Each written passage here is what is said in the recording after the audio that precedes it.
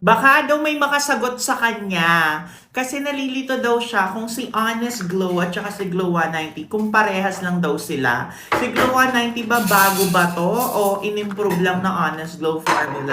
Actually guys, si Glow 190 dapat mild formula siya ni Honest Glow Rejuve. Pero dahil gusto namin na mas mabigyan kayo ng affordable na product, instead na 300 pesos si Glow 190, ginawa namin siyang mas affordable, kaya 150 lang siya.